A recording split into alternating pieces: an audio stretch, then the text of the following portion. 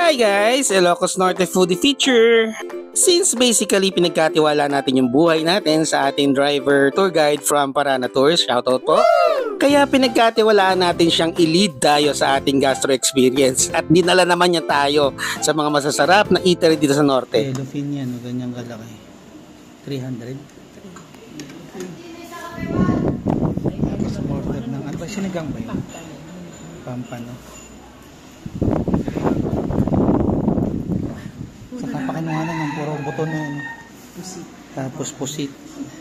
Inihaw na pusit. Palibas sa tabing dagat ang mura ng mga nila. Sarap, di ba? Majinit nga lang. Anak ng contractor yarn, arte much? Pero may electric fa naman.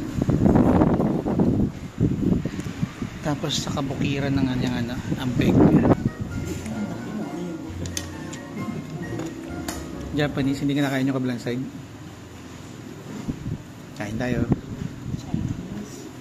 Chinese pala yun.